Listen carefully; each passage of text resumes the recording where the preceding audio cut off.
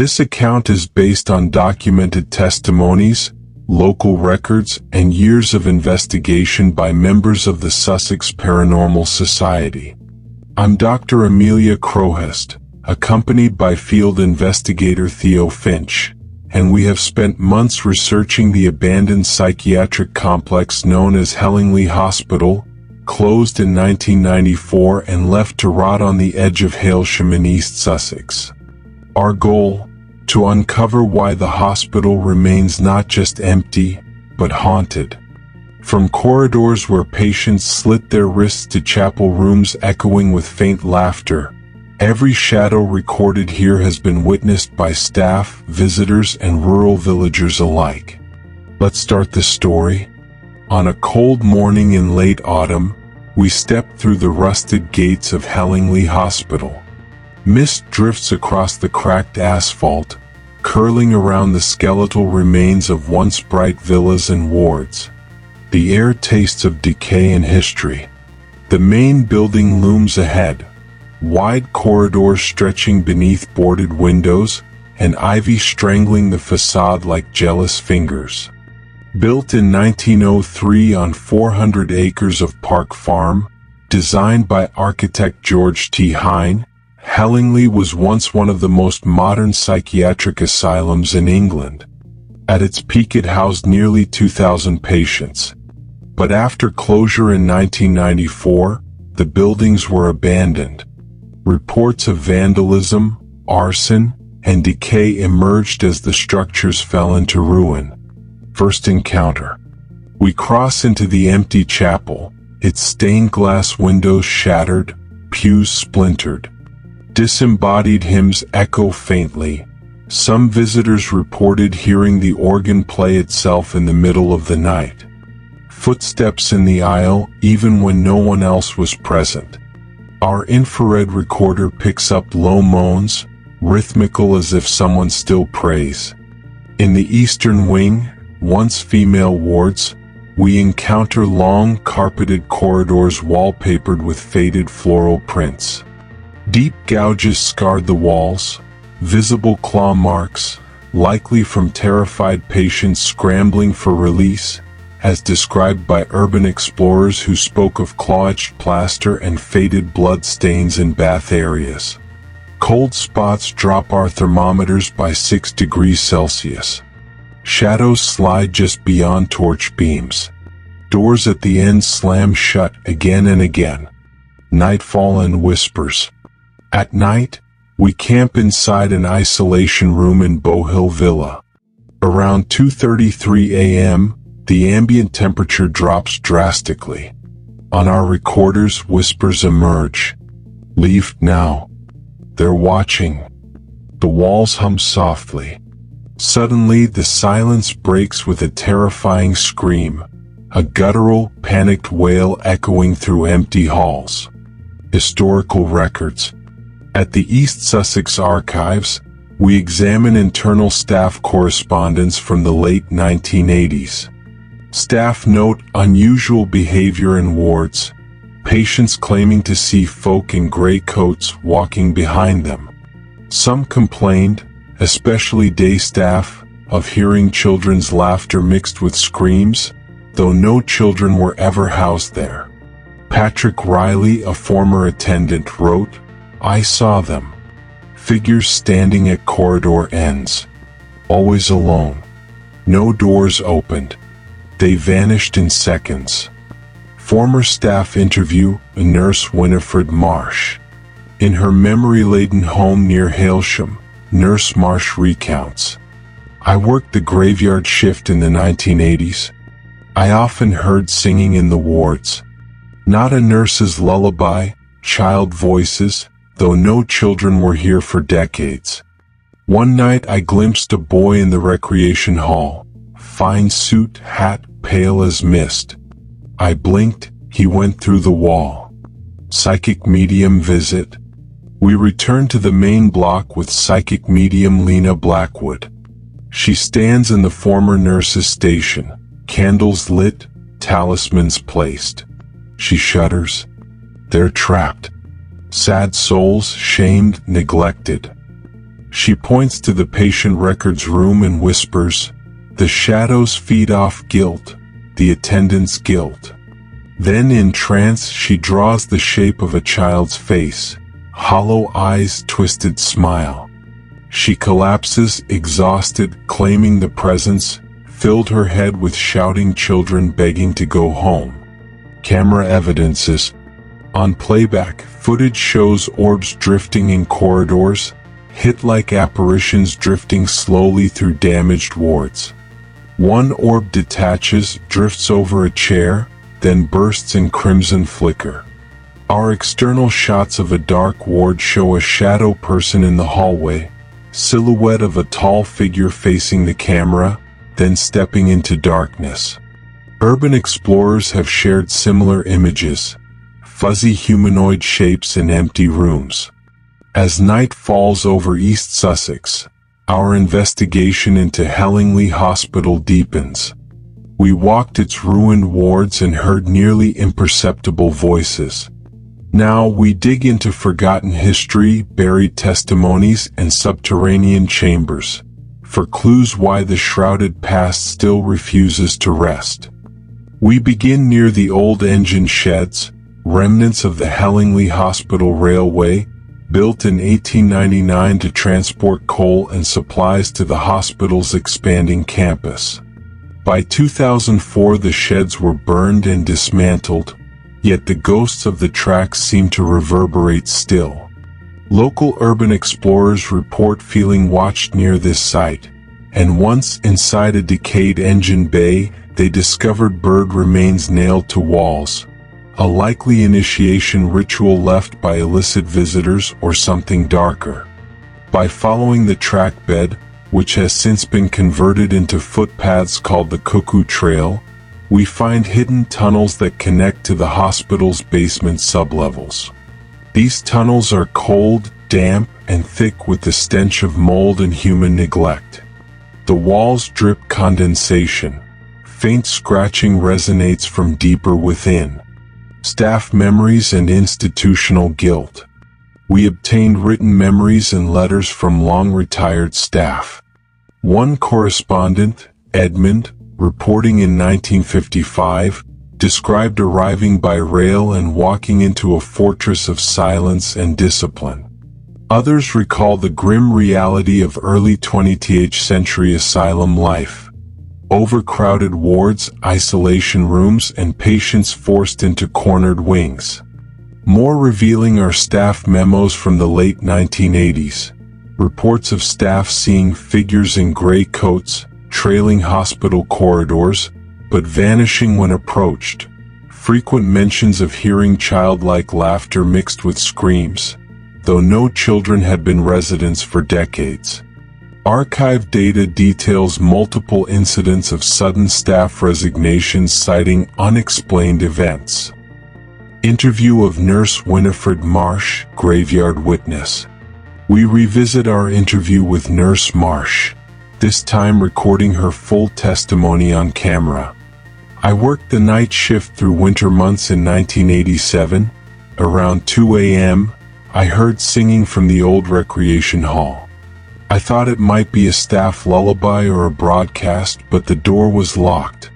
I walked in and there was no one, yet I saw the reflection of a boy in a fine suit, pale like mist. He stood by a piano. I blinked and he was gone, through the wall. She lowered her voice. It was like stepping through glass. No footsteps. No energy. He was just a shadow there and then not. She adds that after that incident she refused to return alone to that corridor. Her coworkers corroborate whispers of singing when no recording equipment was on. Urban Explorer reports and unseen guests. We consulted forums of local urban explorers who visited between 1997 and 2010, when the buildings were largely intact. One described hiding from 3 well-dressed men in white coats, hearing their shoes clacking as they patrolled. Another fell through a rotten floor on an upper level, only to uncover a hidden stairwell leading downward, where the air stank of old antiseptic and fear.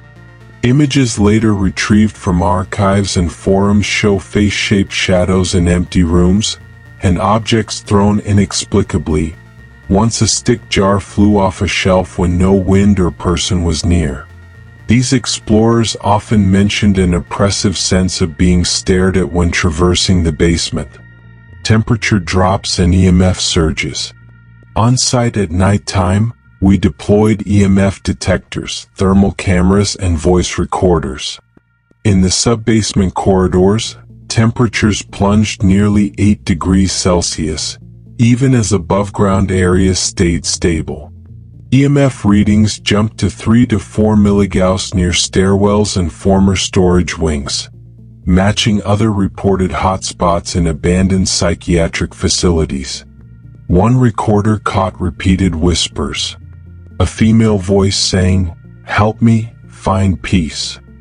A guttural moan replying, "You know nothing." Upon playback, one whisper clearly voices a name, Marsh.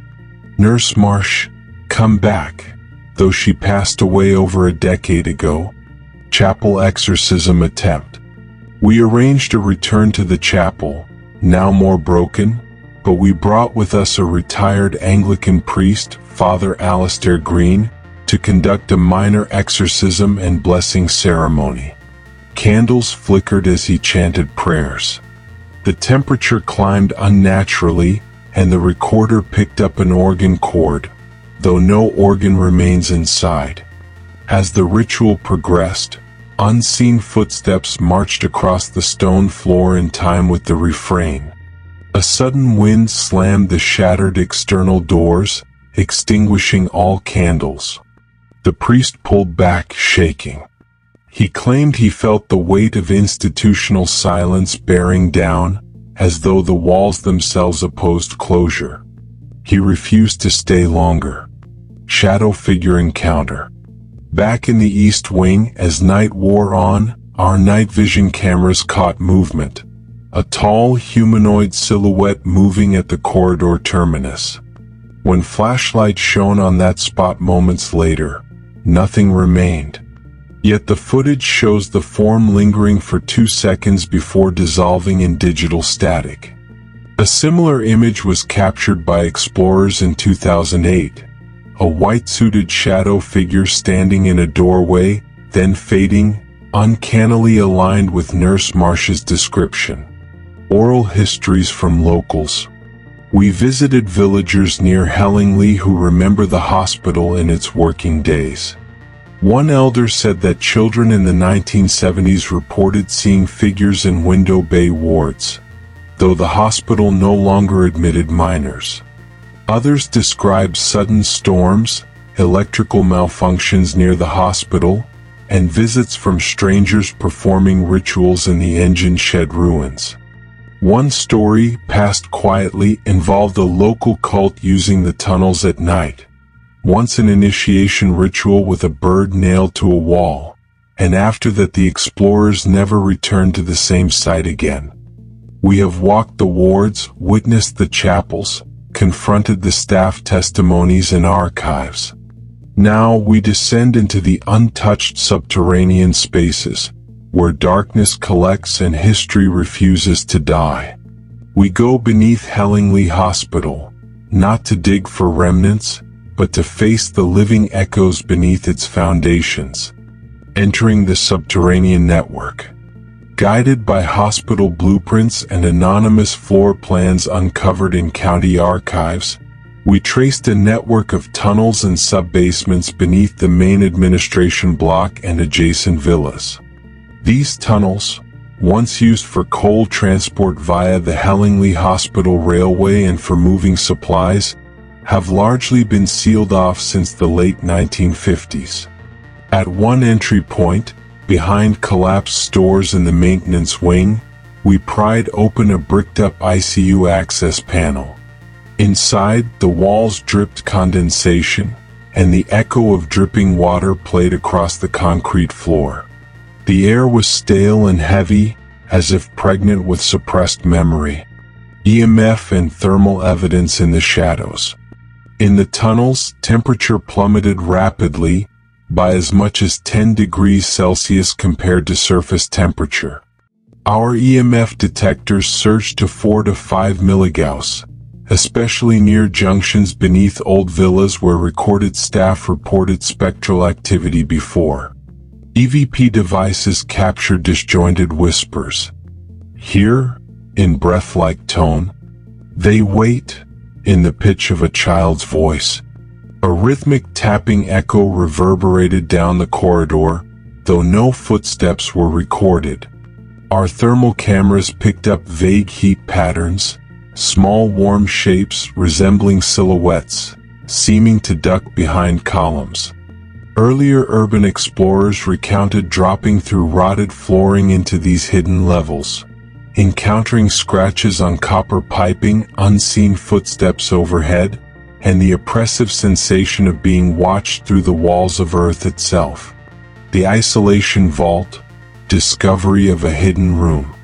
At the end of a dead-end tunnel marked isolation, our flashlight revealed a reinforced steel door. Inside, a vault-like room lined with padded walls, long since crumbled, dusty remnants of patient restraints, rusted medical instruments, and a single chair bolted to the floor, cordoned off with frayed straps. On the wall, faded handwriting reads, "I see them now behind the window. They never left."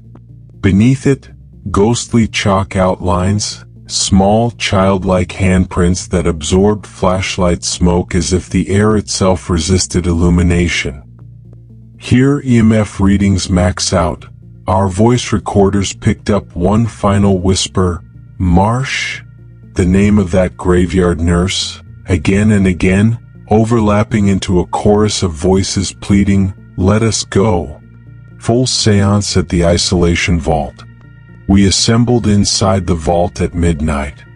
With us were Father Green, Medium Lena Blackwood, and various sensors. Candles arranged in a circle flickered on the dusty floor. A salt ring traced an old ritual outline. Lena entered trance quickly. Her voice changed, layered with multiple tones. "Listen. You buried us. Your cages are open now." Suddenly, cold gusts extinguished the candles. EMF spiked into the red. Our instruments recorded a flurry of overlapping whispers and one voice, desperate and raw. "Marsh? Ashen Hill? Take us home?" We heard bangs, metal jars jostling, floorboards creaking. Then all went silent. Lena collapsed, gasping, her face shadowed with guilt and sorrow. Final manifestation, the shadow children. Our thermal video caught movement again. A horde of small humanoid figures, clustered at the vault's periphery. Their temperatures read near absolute zero, but their outlines were unmistakable, childlike uniformed forms with bowed heads. They moved forward, slowly, closing the distance. Whispered equals F Marsh. Over and over. Father Green began chanting a funeral hymn. Lena sobbed, repeating, "They don't want vengeance, just release." The phenomenon lasted 90 seconds. Lights flickered, EMF surged, the whispers crescendoed, and then all stopped. We were plunged into silence. Aftermath and evidence. When we exited the vault, all devices malfunctioned. Cameras were wiped for 30 frames. Audio recordings resumed only at dawn with one clear EVP, "Ashen Hill, remember." Father Green later told us, "I felt their sorrow. Institutional regret. They never harmed anyone, they just lived and died behind those walls, unseen." Our footage shows two tall, dark figures at the corridor entrance, human silhouette, standing firm, then turning to walk down the tunnel behind us. On playback, they vanish in static. Historical records and cover-up. In East Sussex archives we discovered staff disciplinary logs from the 1950s, 60s that hint at unauthorized seclusion of patients, sometimes children, in those underground vaults. One line reads, "Subject lost. Not to be discussed further." Another volunteer notes, "Hearings refused. Patient within isolation cannot be reconciled." Though the hospital claimed to treat only adult patients after 1950, older records suggest that a small children's chronic ward existed until the 1960s in Woodside Villa. A physician named Dr. Rice, medical superintendent in the 1950s, 1960s, later published internal correspondence insisting that those wards were merely medical isolate rooms. Yet archive minutes suggest otherwise, mentioning unrecorded admissions and lost registry entries. Closing narration. Hellingly Hospital, once built on Victorian ideals of care, ended its days in secrecy and abandonment. The shadows that linger beneath were not born of ghost stories, but of institutional neglect, silence, and lost souls buried in plain sight. The childlike entities we encountered were not specters. They were echoes of a system that labeled the vulnerable, isolated them, and then simply forgot them. Even now, they wake each night, wandering in the crossing of ruins and tunnels.